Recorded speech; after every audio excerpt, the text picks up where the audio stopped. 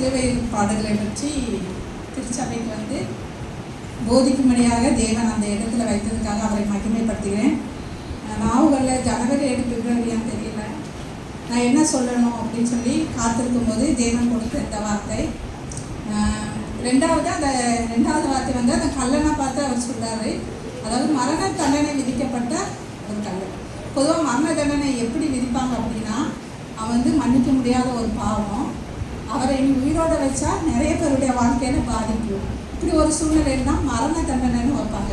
அப்போ அந்த மரண தண்டனை விதிக்கப்பட்ட அந்த மனுஷன் வந்து தன்னுடைய கடைசி நேரத்தில் யார் பக்கத்தில் இருக்க அவருக்கு ஒரு வாய்ப்பு கிடைச்சதுன்னா, உன்னதமான தேவன் பக்கத்தில் இருக்கிற ஒரு வாய்ப்பு கிடைச்சு. அந்த வாய்ப்பை வந்து 2 பேருக்கு கிடைச்சதானா, ஒருத்தர் மட்டும் அதை சரியாக பயன்படுத்தினான். ஏன் அப்படின்னா, அவரை வந்து உற்று நோக்கி பார்த்தான். ஏன்னா அவர் உற்று நோக்கி பார்த்தான். அவரிடத்துல வந்து ஒரு தெய்வத்தன்மையான, ஒரு தூய்மையான ஒரு ஆச்சரியம் அவரிடத்துல வந்து இருந்துச்சு. அது வந்து இவனிடத்துல வந்து பக்கத்தில் இருந்தனால இவனிடத்துல வந்து அது கடத்தப்பட்டது.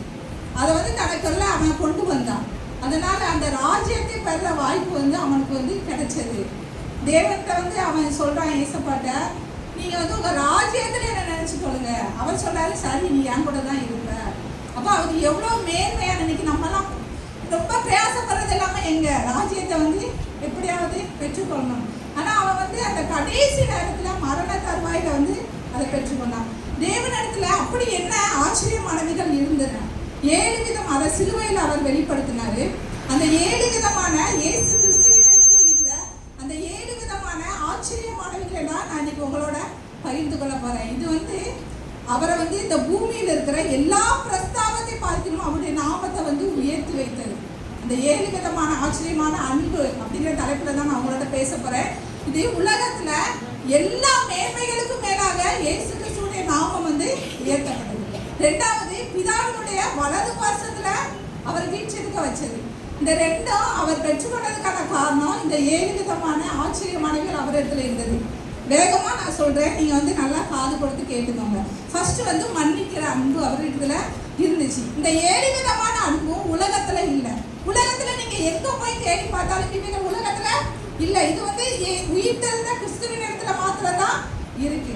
ஃபர்ஸ்ட் வந்து இன்னைக்கு உலகத்துல வந்து மன்னிக்கிறதுக்கு அன்பு இல்லை. அதனால தான் இன்னைக்கு கொலைகள், மனைவியை கணவர் மன்னிக்க முடியல, கணவனை மனைவி, சொந்த பிள்ளைய பெற்றோர்கள் மன்னிக்க முடியல, பெற்றோர்களை பிள்ளைங்க என்ன சொல்றாங்க மன்னிக்க. இன்னைக்கு மன்னிக்கிற அன்பு உலகத்துல இல்லை. ஆனா கிறிஸ்துவின் இடத்துல மன்னிக்கிற அன்பு இருக்கு. நீங்க அவரிடத்துல இருந்து கேட்கணும், அந்த மன்னிக்கிற அன்பை ஏன்ட்ட தாங்க. உங்க சொந்த குடும்பத்துக்குள்ள நீங்க மன்னிக்கணும், உங்க நண்பர்களை மன்னிக்கணும், உங்க உறவுகளை நீங்க மன்னிக்கணும். இந்த இப்படிப்பட்ட சுவாபம் மட்டும் இருந்தால் பூமியில மேன்மையான இடமும் பரலோக ராஜ்யத்துல பங்குள்ளவர்களாகவும் நீங்க மாற முடியும். 2வது வந்து ஏற்றுக்கொள்கிற அன்பு.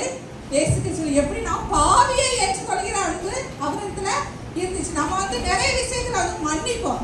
ஆனா அவன் இனிமே என் கட்டுப்பாடி வரவே கூடாது, நான் எந்த ஃபங்க்ஷன்லையும் அவரை என் கட்டுப்பாடி பார்க்க கூடாது அப்படின்னு சொல்லுவோம். ஏன்னா மன்னிக்கிற அன்பு இருக்கானா, ஏற்றுக்கொள்கிற அன்பு நம்ம இடத்துல இல்லை. இது வந்து கிறிஸ்துவின் இடத்துல இருக்கு. அவர் இடத்துல இருந்து வாங்கினீங்கன்னா உங்களுக்கு உலகத்துல மேன்மையான இடமும் ராஜ்யத்துக்கு நீங்க பங்குள்ளவர்களாகவும் மாற முடியும். 3வது வந்து பிறர் வாழ்வை குறித்தான கரிசனை. சிலுவையில் அந்த வேதனையில தொங்கும் போது கூட அவர் மற்றவர்களுடைய வாழ்வுக்காக பிரார்த்தனை பண்ணார். இந்த ஒரு ஆச்சரியம் வந்து அவரிடத்துல மட்டும்தான் இருக்கு. இன்னைக்கு உலகம் எப்படி நான் கெட்டி பிடிச்சு அழுதுட்டு கண்ணீரை தொடச்சிட்டு சிக்கன் சாப்பிட்டுட்டு கிளம்பி போயிடுவாங்க.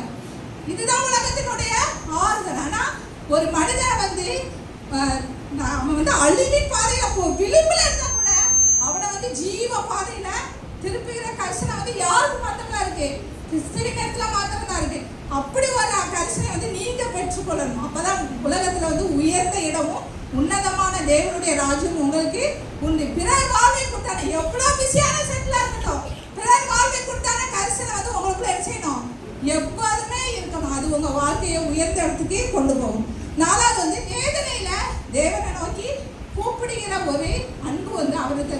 அந்த சிலுவையில வந்து அவர் சரீரம் வந்து ஏர் உள்ள நிலம் போல தன்னுடைய சரீரத்துல வந்து அவ்வளவு வேதனை இருக்கும்போது கீழே வந்து தன்னுடைய சீஷர்கள் இருந்தாங்க, அம்மா இருந்தாங்க, தன்னுடைய சொந்தக்காரங்க எல்லாருமே இருந்தாங்க. ஆனா அவங்களை யாரும் பார்த்து அவர் கூப்பிடல. யாரை மட்டும் நோக்கி கூப்பிட்டாரு, பிதாவை நோக்கி மட்டும்தான் கூப்பிட்டாரு. ஏன் தெரியுமா, அவரால் மட்டும்தான்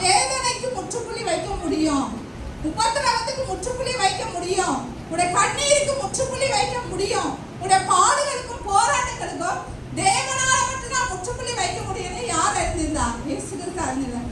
அவர் சிலுவையில தேவனை நோக்கி கூப்பிடனால அவருடைய வேதனைக்கு முற்றுப்புள்ளி பிதா வைத்தாரா? வைத்தாரா? வைத்தாரா? வைக்கலையா? சாமுவேல் வந்து வைக்கலன்னு சொல்றான். ஆனா நான் சொல்றேன் வைத்தார். ஏன்னா ரெண்டு கல்லனையும் கால் எலும்பு முறித்து கொலை பண்ணிட்டு யார்கிட்ட வராங்க?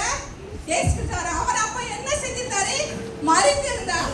அப்ப அவன் சொல்றான், அந்த போர் சேவகர் சொல்றான், இவர் இவ்வளவு சீக்கிரம் மறித்தாரா அப்படின்னு ஆச்சரியப்பட்டான். ஏன் தெரியுமா? அவர் தன்னுடைய வேதனையில பிதாவை நோக்கி கூப்பிடும் போது அந்த வேதனைக்கு அவர் பிதா முற்றுப்புள்ளி வைத்தனால்தான் கால் எலும்பு முறிக்கிறதுனால இயேசு கிறிஸ்து இறந்து போனாரு.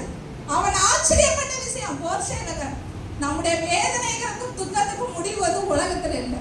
இன்னைக்கு நிறைய கிறிஸ்தவங்களே உலகத்தை தேடித்தான் போடுறாங்க. கண்ணீருக்கும் வேதனைக்கும் உபத்திரத்துக்கும் போராட்டத்துக்கும் உலகத்தை தேடி போறாங்க. ஆனா உலகத்துல இல்ல, தேவனிடத்துலதான் அதுக்கு முற்றுப்புள்ளி வைக்க முடியும். மத்தேயு 24ல நீங்க வாசிக்க வேண்டாம். கடைசி காலங்களை வந்து பூமியில வந்து இதுவரைக்கும் சம்பவிக்காதவைகள் சம்பவிக்கும். அப்ப வந்து இந்த கர்ப்பவதிகளுக்கும் பால் கொடுக்கிற ஸ்திரீகளுக்கும் ஐயா சொல்லியிருக்கா. அப்ப எவ்வளவு பெரிய வேதனை. அந்த வேதனையில யார் தேவனை நோக்கி கூப்பிடுவாங்கன்னா தெரிந்து கொள்ளப்பட்டவர்கள். யார் கூப்பிடுவாங்க? உலகம் கூப்பிடாது, தெரிந்து கொள்ளப்பட்டவர்கள் தான் தேவனை நோக்கி கூப்பிடும். அப்படி கூப்பிடும் போது அடுத்த அந்த 24 அதிகாரம் கீழே வாசிங்க. மத்திய 24 உபத்திரவம் முடிந்த உடனே அப்படின்னு ஒரு வார்த்தை. உபத்திரவம், இந்த உபத்திரவத்தை முற்றுப்புள்ளி வச்சது யாரு? உலகம் இவ்வளவு உபத்திரப்படுதுல, தெரிந்து கொள்ளப்பட்ட தேவனுக்கு இந்த உபத்திரத்துக்கு முற்றுப்புள்ளி வச்சது யாரு? உலகமா தேவனா? தேவன் தான் முற்றுப்புள்ளி வச்சாரு. அப்ப அவர் சொல்றாரு, முற்றுப்புள்ளி வச்சுட்டு நான் தூதர்களோட வருவேன். எதுக்கு வருவேன்னா தெரிந்து கொள்ளப்பட்டவனுக்காக தான். ஏன்னா தெரிந்து கொள்ளப்பட்டவன் தான் என்ன நோக்கி வச்சுக்கான், கூப்பிட்டு அவனுக்காக வருவேன், அவன் வாசல்ல வருவேன், அவனுக்கு கிரியை செய்வேன், அவனோட உபத்திரத்துக்கு ஒரு முற்றுப்புள்ளி. உங்களுடைய வாழ்க்கையில் எல்லாவற்றிற்கும், எல்லா வேதனைக்கும் கண்ணீருக்கும் முற்றுப்புள்ளி தேவனிடத்தில். இந்த ஆச்சரியமான அன்பு இயேசு கிறிஸ்துவினிடத்துல இருந்தது. அடுத்து வந்து தாழ்மை இல்ல அன்பு. அவர் வந்து தெய்வம். ஆனா சிலுவை பாடுகளை எடுக்கும்போது மட்டும் அவர் அடிமையின் ரூபம் எடுத்தாங்க. ஏன்னா அந்த அந்த தாழ்மையான எண்ணம் அவர்கிட்ட இல்லாட்டா சிலுவை பாடல்களை எடுக்க முடியாது. தாழ்மையில ஒரு மனுஷன் தேவனுக்காக எதையும் சகிப்பான். அப்படி சகிப்பு தன்மையில ஒரு மனுஷன் இந்த பூமியில உயர்ந்த இடத்துல வைக்கப்படுவான். ராஜ்யத்திற்கு அவன் பங்குள்ளவனாக மாறுவான். அடுத்து பிதாவின் சித்தம் செய்ய தன்னை வந்து ஒப்பு கொடுத்து அதை நிறைவேற்றினான். எப்படி அவரால் நிறைவேற்ற முடிஞ்சதுன்னா தரிசனத்தை வந்து முன்னாடி வச்சாரு. பிதாவுக்கு கொடுத்தார்ல, அதை முன்னாடி வச்சு பயணம் பண்ணாரு. ஆனா தான் கூட எல்லாருமே சேர்த்து கொண்டுதான் அவருடைய பயணம் இருந்துச்சு. ரெண்டாவது வேதத்துல மோசையை சொல்றேன். மோசை என்னைக்கு அழைச்சாரோ அன்னைக்கு தேவன் அவருக்கு ஒரு தரிசனம் கொடுத்தாரு. அந்த தரிசனத்தை மோசை எங்க வச்சாரு? முன்னாடி வச்சாரு. சாமலையே தன் கூடையே தான் கூட்டிட்டு போனார். தன்னை சொந்த பார்த்தவங்க, கூட பார்த்தவங்க, அப்புறம் சமஸ்த இஸ்ரவேலையும் அந்த தரிசனத்துக்கு கூடவே தான் கூட்டு போனார். ஆனா தரிசனம் மட்டும் முன்னாடி இருந்துச்சு. இயேசு கிறிஸ்துவும் தரிசனத்தை முன்னாடி வச்சு பயணிச்சாரு. மோசையும் தரிசனத்தை முன்னாடி வச்சு. இன்னைக்கு உலகம் எப்படி சொல்லுமா, நீ ஏசு போற, அவர் எனக்கு காட்டின பாதையில தான் நான் போறேன், நான் ஏன் தவறாயிடுவேன். இப்படி உலகம் உங்களை பார்த்து சொல்றதா என்னன்னு தெரியல. ஆனா நான் என் காதால கேட்கிறேன். ஆனா அது வந்து பொய். உலகம் உங்களை வஞ்சிக்குது. நீங்க எச்சரிக்கையா இருக்கணும். தரிசனத்தை முன்னாடி வச்சு பயணித்த இயேசு கிறிஸ்துவும் தரிசனத்தை முன்னாடி வைத்த மோசையும் நான் சொல்றேன், அவருடைய இறுதி கட்டம் எப்படி இருந்துச்சு. மோசையுடைய அவருடைய சரீரத்தை யார் அடக்கம் பண்ணா? ஏஞ்சல்ஸ் அடக்கம். எவ்வளவு பெரிய மேற்பட்டிருப்பான். உலகம் பொய் தானே சொல்லுது. நீ தரிசனத்துக்கு முன்னாடி ஓடனா நீ ஆதியத்தவளா பேசணும். உலகம் பொய் தானே சொல்லுது, உங்களை வஞ்சிக்கிறது. அப்படி அவருடைய துக்கத்துக்காக 30 நாள் துக்கம் கொண்டாடலாம். இஸ்ரவேலர்கள் 30 நாள் அவருடைய மரணத்துக்காக துக்கம் கொண்டாடினாங்க. இன்னைக்கு நீங்க யூடியூப்ல போய் சர்ச் பண்ணி பாருங்க, எத்தனை தலைவனுக்கு இப்படி 30 நாட்கள் வந்து அந்த துக்க நாளை அனுசரிச்சாங்கன்னு நீங்க சர்ச் பண்ணி. ஆனா மோசைக்கு பைபிள் சொல்லுது 30 நாள் அவங்க வந்து துக்கத்தை அனுசரிச்சாங்கன்னா எல்லாத்தையும் ஸ்டாப் பண்ணாங்க. அவங்க பயனா நம்ம சில பேருக்கு அப்ப என்னக்கா அவங்க அழுதுகிட்டு இருக்காங்க, நீங்க வந்துட்டு நம்ம பாட சொல்லி பார்க்க வேண்டாமா சொல்லுவோம்ல. துக்கம் போயிட்டு நம்ம பாட சொல்லி பார்க்க வேண்டாம். ஆனா இஸ்ரவேலர் வந்து 30 நாள் எல்லாத்தையும் ஸ்டாப் பண்ணி ஒரு இடத்துல உட்காந்து யாருக்காக துக்கம் பண்ணாங்க? மோசேக்காக. அவ்வளவு பெரிய மேன்மை. தரிசனத்தை முன்னாடி வச்சு பயணித்த மனுஷன் நாதியத்தோட இருந்தாரா? சரீரம் ஒரு நாளும் ஒரு காலம் வைக்கப்படாத கல்லறையில தான் அவர் சரீரம் வைக்கப்படுது. அவருடைய ஜீவன் பிரிகிற வரைக்கும் அவருக்கு கீழே சிலுவை கடியில ஒரு ஒரு கூட்டம் அவருக்காக நின்று கொண்டே இருந்தது. உலகம் போய் தானே சொல்லுது, தரிசனத்துக்கு நீ போனா நீ தோற்று போய்க்க, நீ யாரும் இல்லாம போய்க்க அப்படின்னு உலகம் வந்து போய் சொல்லுது. அவருடைய சரீரத்துக்கு 3ஆம் நாள் நறுமண தேர்வு அதிகாரமே ஸ்ரீகள் போனாங்களா? அவர் நாதியை தான் விட்டாங்களா? அவருடைய சரீரத்துக்கு நாதியை தான் சிலுவையில தொங்கப்பட்டதா? இல்ல, அவருடைய சரீரத்துக்கு மேன்மை வந்து தேவன் கொடுத்தார். தரிசனத்தை முன்னாடி வச்சு ஓடுங்க. நீங்க தரிசனத்தை முன்னாடி வச்சு ஓடுனா உங்க சொந்த பத்தங்க உடம்பு எல்லாரும் ஓப்பா கூட ஓடிடுவாங்க. உலகத்துக்குள்ள நீங்க போகாதீங்க, உலகம் தான் உங்களுக்கு பின்னாடி வந்து. ஏன்னா நீங்க ஹீரோ. தரிசனத்தை பெற்ற மனுஷன் யாரு? உண்மையான ரியல் ஹீரோ. என் பின்னாடி என் பிள்ளைகளும் என் சொந்த பத்தங்க என் பின்னாடி வரணும், நான் அவங்க பின்னாடி போகக்கூடாது. ஏன்னா எனக்கு தான் தேவன் என்ன கொடுத்தாரு?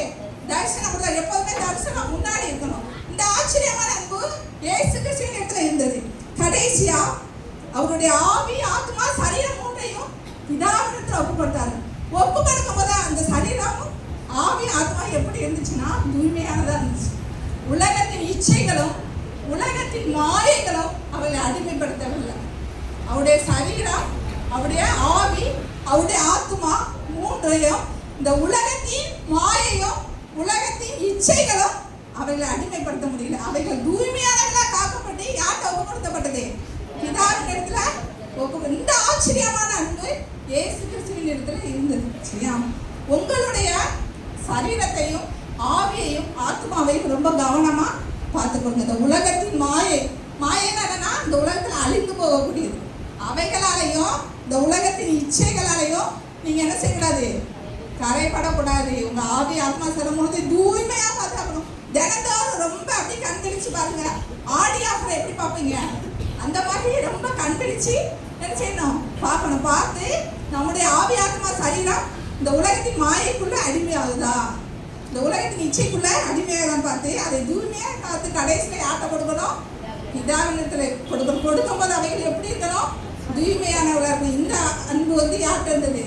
இயேசு கிறிஸ்துவின். இந்த 7 விதமான ஆச்சரியங்கள் தேவனிடத்துல இருந்தனால் தான் அந்த பக்கத்தில் இருந்த மரண தண்டனைக்கு விதிக்கப்பட்ட அந்த கள்ளன் வந்து அவருடைய ராஜ்யத்தை பெறுவதற்கு அவன் தகுதியிலோன உங்களிடத்திலும் இந்த 7 விதமான ஆச்சரியமான அன்பை உயிர் திறந்த இயேசு கிறிஸ்துவின் இடத்துல இருந்து வாங்கி, மறுபடியும் சொல்றேன், அது உலகத்துல இல்லை. உலகத்துல நீங்க லண்டன்லயோ அமெரிக்கால எந்த போய் தேடி பார்த்தாலும் இந்த 7 விதமான ஆச்சரியமான அன்பு வந்து உலகத்துல இல்லை.